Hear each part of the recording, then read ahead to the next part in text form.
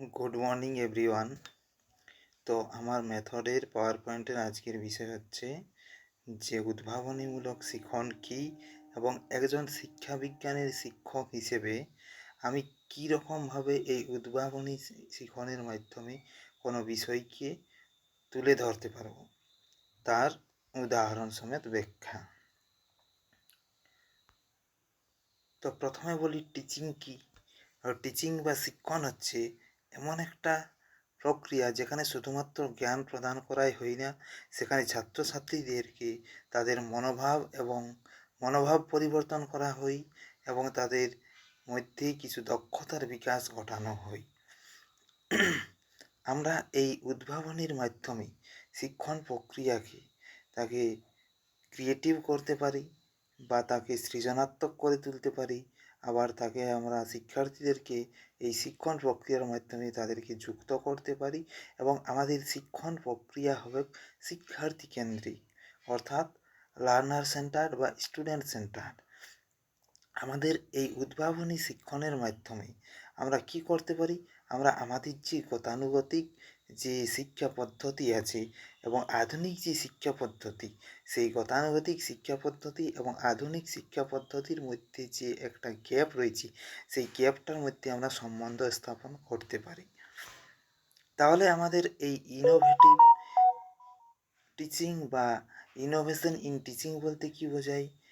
Innovation in teaching বলতে বোঝায় যেখানে আমরা শিক্ষার্থীদের মধ্যে নতুন ধারণা এবং নতুন পদ্ধতি অথবা নতুন ধরনের কোনো যন্ত্র ব্যবহার করে বা কোনো পদ্ধতি ব্যবহার করে শিক্ষার্থীদেরকে আমরা শিক্ষাদান করতে পারি, যেখানে শিক্ষার্থীদের সৃজনাত্মক দিকের উপর কিন্তু প্রভাব ফেলা হবে এবং তাদেরকে সেই সমস্যার সমাধানমূলক শিক্ষণের মাধ্যমে শিক্ষার্থীদেরকে সক্রিয়ভাবে অংশগ্রহণের মাধ্যমে শিক্ষাদান কার্য পরিচালনা করা হবে। এই শিক্ষা আমাদের শিক্ষার্থীদের কাছে কী হবে? সমাজের সঙ্গে একটা প্রাসঙ্গিকতা বা মিল রেখে শিক্ষা পদ্ধতি হবে এবং শিক্ষক শিক্ষার্থীর মধ্যে একটা ইন্টারাকশন হবে, একটা পারস্পরিক মিথস্ক্রিয়া হবে এবং এই শিক্ষণ প্রক্রিয়া হবে যথেষ্ট গুরুত্বপূর্ণ বা যথার্থপূর্ণ।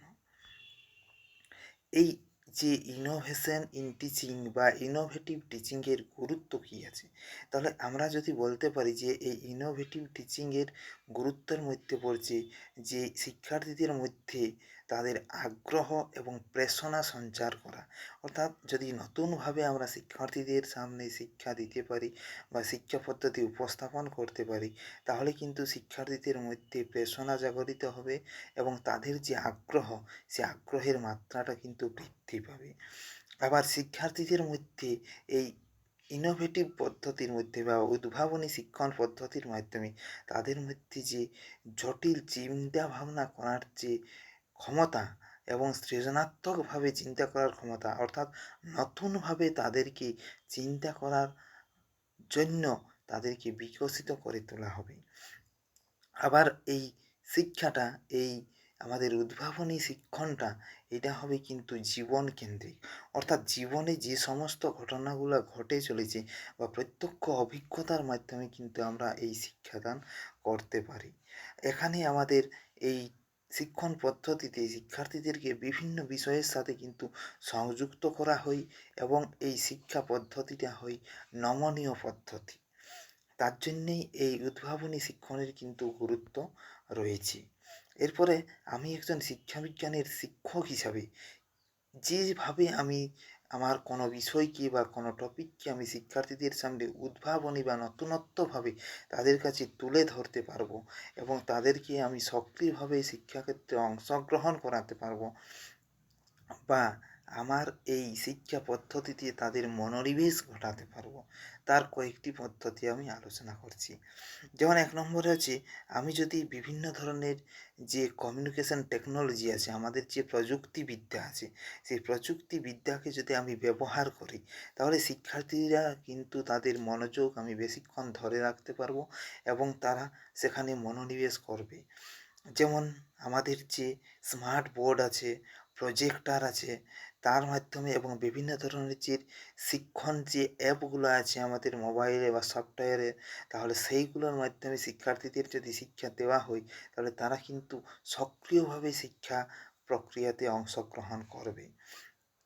তারপরে কি হচ্ছে, তারপরে আমাকে কিন্তু এই যে অ্যাডাপ্টিং অ্যাক্টিভিটি বেসড লার্নিং, অর্থাৎ তাদেরকে সক্রিয়ভাবে কোনো কাজের মাধ্যমে শিক্ষাদান করাতে হবে।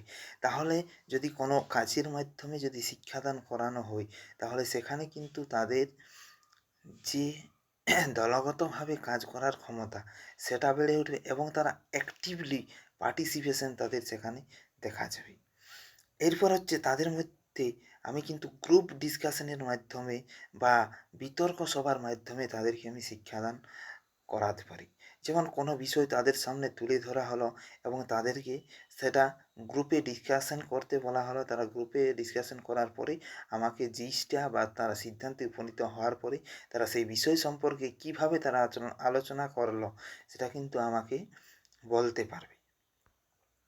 এরপর হচ্ছে তাদেরকে আমি যদি ফ্লিপড ক্লাসরুম মেথডে যদি পড়াই, অর্থাৎ বাড়িতে তাদেরকে বলা হলো যে তারা তোমরা বাড়িতে একটা যে কোনো বিষয় তোমরা দেখে আসবে। যেমন ধরো হয়তো নিয়ন্ত্রিত শিক্ষা, নিয়ন্ত্রিত শিক্ষা তাদেরকে বাড়িতে পড়ে আসতে বলা হলো এবং বাড়িতে পড়ে আসার পরে আমি ক্লাসরুমে যদি সেটা আলোচনা করি, তাহলে সেখানে কিন্তু তাদের বুঝতেও সুবিধা হবে এবং তারা অ্যাক্টিভলি পার্টিসিপেট করবে সেই শিক্ষণ প্রক্রিয়াতে এবং তারা মনোযোগ সহকারে আমার প্রত্যেকটি কথা শুনবে এবং তারা শেখার চেষ্টা করবে।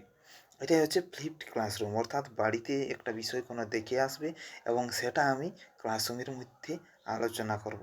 আর কি হতে পারে, তাদেরকে যদি প্রবলেম সলভিং বা সমস্যার সমাধানে যদি উৎসাহিত করা হয় এবং সেটা কেমনভাবে উৎসাহিত করা হবে, তাদেরকে জটিল চিন্তা ভাবনার মাধ্যমে যেন তারা কোনো একটা সমস্যাকে সমাধানের রাস্তা খুঁজে বের করার চেষ্টা করে। তাদের সামনে সেইরকম কিছু একটা সমস্যা তুলে ধরবো যে প্রাত্যহিক জীবনে আমাদের যে সমস্ত ঘটনাগুলো ঘটে চলেছে, সেগুলো আমরা শিক্ষা বিজ্ঞান পড়ার মাধ্যমে কিভাবে সেই সমস্যার মোকাবিলা করতে পারি, তাহলে তারা সেখানে তারা গভীরভাবে চিন্তা ভাবনা করবে এবং উত্তর দেওয়ার চেষ্টা করবে।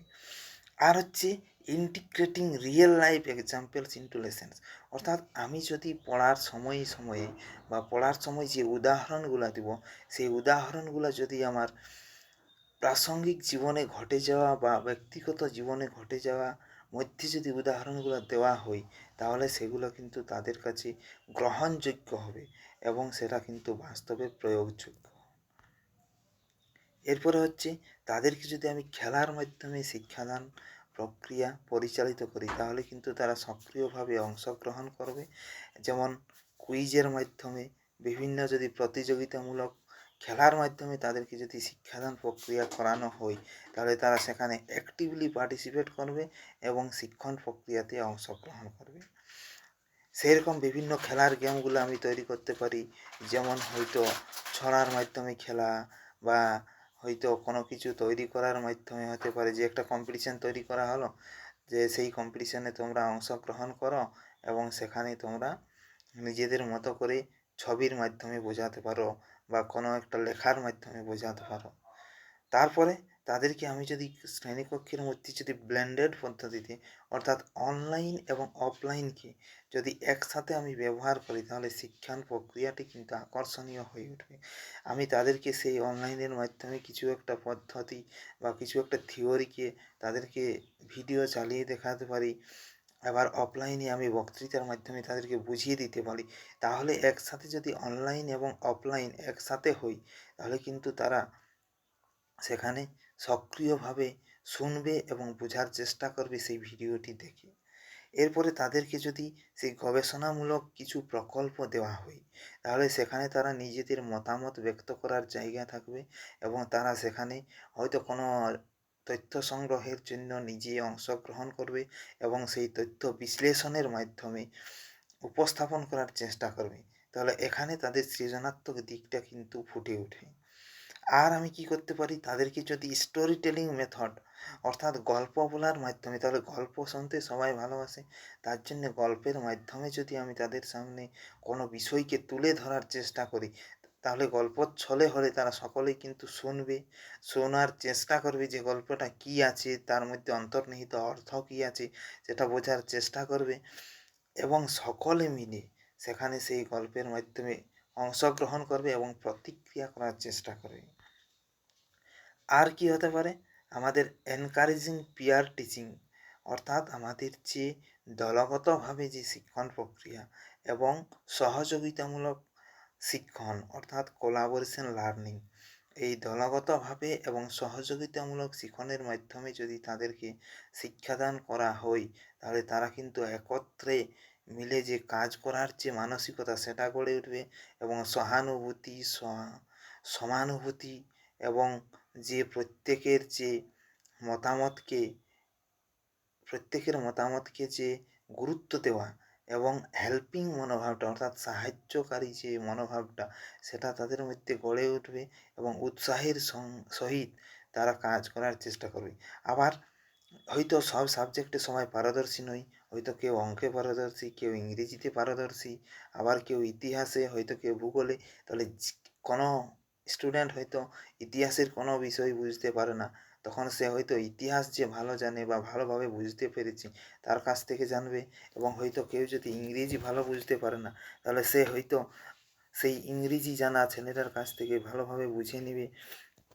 তাহলে এইভাবে যদি শিক্ষার্থীদেরকে আমি শিক্ষাদান প্রক্রিয়া পরিচালনা করি তাহলে কিন্তু উৎসাহের সহিত তারা সেই শিক্ষাদান প্রক্রিয়াতে অংশগ্রহণ করবে। আবার হচ্ছে যে অ্যাপ্লাইং এক্সপেরিয়েন্সিয়াল লার্নিং, অর্থাৎ লার্নিং বাই ডুইং, অর্থাৎ কর্মের মাধ্যমে শিক্ষা। যদি কোনো একটা কাজ তারা পূর্বে সেই কাজ সম্পর্কে তাদের জ্ঞান আছে এবং সেই সম্পর্কে যদি অভিজ্ঞতা আছে তাহলে তারা কিন্তু সেই কাজের মাধ্যমে অংশগ্রহণ করবে এবং সেখানে তারা সেই পূর্ব যে অভিজ্ঞতা সেই পূর্ব অভিজ্ঞতাকে কাজে লাগিয়ে তারা সেই সেখান থেকে তথ্য সংগ্রহ করবে এবং শেখার চেষ্টা করবে। আবার আমি যদি শ্রেণীকক্ষের মধ্যে অডিও ভিজুয়াল টিচিংয়ের যদি ব্যবহার করি তাহলে কিন্তু সেই শিক্ষণ প্রক্রিয়াটা কিন্তু যথেষ্ট গুরুত্বপূর্ণ হয়ে উঠবে এবং যথেষ্ট গুরুত্বপূর্ণ হয়ে ওঠার পর তারা কিন্তু সেখান থেকে ভালোভাবে বুঝবে এবং শিখবে।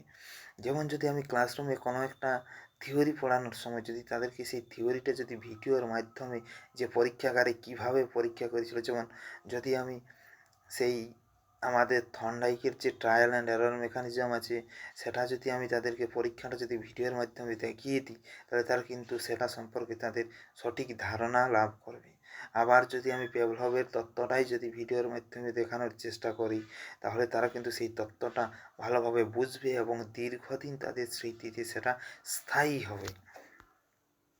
এরপরে যদি আমি তাদেরকে কি করি, differentiated instruction to meet diverse learners needs, যদি শিক্ষার্থীদের বিভিন্ন চাহিদাগুলিকে গুরুত্ব দিই এবং বিভিন্ন চাহিদার উপর ভিত্তি করে আমি যে শিক্ষাদান প্রক্রিয়া যদি পরিচালনা করি তাহলে কিন্তু আমার শিক্ষণ প্রক্রিয়াটা ভালোভাবে পরিচালিত হবে এবং কেউ হীনমন্যতায় ভুগবে না বা কেউ হয়তো যার আইকিউ লেভেল বেশি আবার হয়তো কোনো স্টুডেন্টের আইকিউ লেভেল কম, তাহলে তাদের সবারই উপর ভিত্তি করে যদি আমি শিক্ষাদান পদ্ধতিটা পরিচালনা করি তাহলে কিন্তু কেউ বিরক্ত অনুভব করবে না এবং বিভিন্ন ধরনের ইনস্ট্রুমেন্ট যদি আমি ক্লাসরুমের মধ্যে ব্যবহার করি তাহলে কিন্তু সেটা তারা যথেষ্ট গুরুত্বপূর্ণ সহকারে সেখানে শুনবে এবং শেখার চেষ্টা করবে।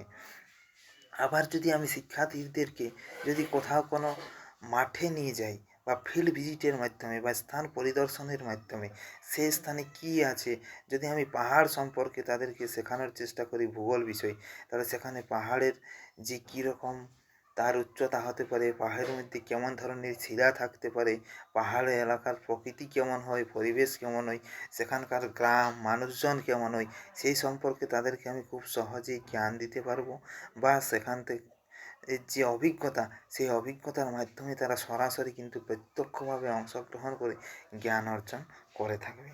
তাহলে এই সমস্ত যদি নতুন শিক্ষণ পদ্ধতিগুলো বা উদ্ভাবনী শিক্ষণ পদ্ধতিগুলো যদি আমি শ্রেণীকক্ষের মাধ্যমে ব্যবহার করে থাকি তাহলে শিক্ষার্থীরা কিন্তু খুব সহজেই শিক্ষাদান কার্য অংশগ্রহণ করতে পারবে এবং তাদের শিখন প্রক্রিয়াটিও ভালো হবে। যেমন আমি যদি একটা উদাহরণ হিসাবে বলতে পারি, আমরা যেমন আমাদের যে impact of communication media on learning, অর্থাৎ আমাদের যোগাযোগ মাধ্যমে এই যে মিডিয়ার যে কী প্রভাব আছে সেই শিখন প্রক্রিয়াতে, সেটা যদি আমি শিক্ষার্থীদের সামনে তুলে ধরার চেষ্টা করি, সেখানে আমি কী পদ্ধতি ব্যবহার করতে পারি, আমি যে ইনোভেটিভ অ্যাপ্রোচ আমার আইসিটি প্লাস রোল মডেল বা রোল প্লে, অর্থাৎ আমি সেখানে ইনফরমেশান অ্যান্ড কমিউনিকেশন টেকনোলজি ব্যবহার করতে পারি বা রোল প্লের মাধ্যমে তাদের সামনে আমি তুলে ধরতে পারি। রোল প্লে অর্থাৎ শিক্ষার্থীদেরকে দিয়েই কাজটা করানো এবং শিক্ষার্থীরা তারা নিজেরাই সিদ্ধান্ত নিয়ে আমাকে উত্তর দেওয়ার চেষ্টা করবে। তার সেইভাবে আমি কিন্তু এখানে এই মেথডটা ব্যবহার করব। যেমন তাদেরকে প্রেরণা জাগানোর জন্য আমাকে কী করতে হবে, আমাকে তাদেরকে প্রেরণা জাগানোর জন্য সেই সম্পর্কে তাদের কী জ্ঞান আছে বা তাদের সেই কমিউনিকেশন বা মিডিয়া সম্পর্কে কী ধরনের তাদের কাছে তথ্য আছে, সেগুলো জানার জন্য আমাকে কিন্তু পূর্ব জ্ঞান যাচাই করতে হবে। আর এই পূর্ব জ্ঞান যাচাই করার জন্য আমাকে বিভিন্ন ধরনের পূর্ব অভিজ্ঞতা যাচাইয়ের প্রশ্ন করতে হবে এবং সেই প্রশ্নের মাধ্যমে তাদের আমি পূর্ব জ্ঞান যাচাইয়ের মাধ্যমে শিক্ষাদান কার্যটা পরিচালনা করাতে ভালো হবে বা তাতে অনেক সুবিধা হবে। এই যে আমার এই ডেমো টিচিং বা এই ইনোভেটিভ অ্যাপ্রোচের উদ্দেশ্য কী আছে, আমার এখানে আমার এই শিক্ষা পদ্ধতিটার বা এই বিষয়টার আমার উদ্দেশ্য আছে to identify different communication media in education, অর্থাৎ শিক্ষা পদ্ধতিতে বা শিক্ষা ব্যবস্থায় আমরা কি কি বিভিন্ন ধরনের যোগাযোগ মাধ্যমগুলি ব্যবহার করে থাকি সেগুলো চিহ্নিত করা এবং to understand advantage and limitations of each media, এবং প্রত্যেকটি এই যে মিডিয়া, এই প্রত্যেকটি মিডিয়ার বা প্রত্যেকটি মাধ্যমের কী সুবিধা আছে এবং কী লিমিটেশন আছে, অর্থাৎ কী কী সুবিধা আছে এবং কী কী সীমাবদ্ধতা আছে, সেইগুলো সম্পর্কে আমি কিন্তু অবগত করাতে পারি। আবার to learn through group activity and role play, অর্থাৎ তারা দলগত শিক্ষণের মাধ্যমে দলগত কার্যের মাধ্যমে তারা শিক্ষা গ্রহণ করবে এবং তারা রোল প্লের মাধ্যমে শিক্ষা গ্রহণ করবে। আর কি করাতে পারি, সেখানে to explore how ICT makes learning effective, এবং কিভাবে সেখানে এই ইনফরমেশান অ্যান্ড কমিউনিকেশন টেকনোলজিটা তাদেরকে শিখন প্রক্রিয়াতে কীভাবে প্রত্যক্ষভাবে প্রভাব ফেলছে, সেটা কিন্তু আমি তাদেরকে সেখানেই তুলে ধরতে পারি বা তাদের সামনে প্রত্যক্ষভাবে বোঝাতে পারি। এরপর আছে ভিজুয়াল টিচিং লার্নিং ম্যাটেরিয়ালস, অর্থাৎ দর্শনীয় বা দর্শন প্রত্যক্ষ শিখন ম্যাটেরিয়াল বা উদ্দীপক। ভিজুয়াল টিচিং ম্যাটেরিয়ালের মধ্যে পড়ছে কি, যেমন আমি ছবি দেখাতে পারি, কিসের ছবি দেখাতে পারি, এখানে হয়তো বইয়ের ছবি দেখাতে পারি, রেডিওর ছবি দেখাতে পারি, টেলিভিশনের ছবি দেখাতে পারি, স্মার্টফোন, আবার ইন্টারনেট, এইসবের ছবি দেখাতে পারি এবং কিছু ছোট ভিডিও দেখাতে পারি অনলাইন ভার্সেস অফলাইন লার্নিংয়ের। তাহলে এই যে আমি ছোট ভিডিও দেখাচ্ছি সেটা হচ্ছে আমার অনলাইন লার্নিং, এবং ক্লাসরুমের মধ্যে যে আমি বক্তৃতা পেশ করছি বা সেই সম্পর্কে তুলে ধরছি সেটা হচ্ছে অফলাইন। তাহলে এখানে কিন্তু ব্লেন্ডেড লার্নিংটা কাজ করছে, অর্থাৎ অনলাইন প্লাস অফলাইন একসাথে কিন্তু আমি ক্লাসরুমের মধ্যে তুলে ধরতে পারছি। এরপর তাদেরকে আমি গ্রুপ অ্যাক্টিভিটি দিতে পারি বা দলগত কাজ দিতে পারি। যেমন হয়তো গ্রুপ ওয়ানকে বললাম যে বুকসের বা বই সম্পর্কে কী কী বেনিফিটস আছে, কী কী সুবিধা আছে এবং কী কী সীমাবদ্ধতা আছে, সেগুলো তোমরা কিন্তু আলোচনা করে আমাকে উত্তর দেবে। যখন আমি জিজ্ঞাসা করবো তখন উত্তর দেবে, তোমরা নিজেরা আলোচনা করো। আবার গ্রুপ টুকে প্রথম গ্রুপে ভাগ করা হয়েছে, তাহলে সেই গ্রুপ টুকে আমি যদি বলি টিভি বা রেডিও সম্পর্কে তার কি শিক্ষণিক কী ভূমিকা আছে, রোল ইন লার্নিং, অর্থাৎ শিক্ষণিক কী ভূমিকা আছে সেই সম্পর্কে তোমরা কিন্তু আলোচনা করো, তারপরে আমাকে বলবে। আবার গ্রুপ থ্রিকে বলা হলো যে মোবাইল ফোন বা ইন্টারনেটের কী সুবিধা এবং অসুবিধা আছে, প্রস অ্যান্ড কনস আছে, সেগুলো তোমরা আলোচনা করে আমাকে কিন্তু বলবে। এরপরে রোল প্লের ভূমিকা আসছে।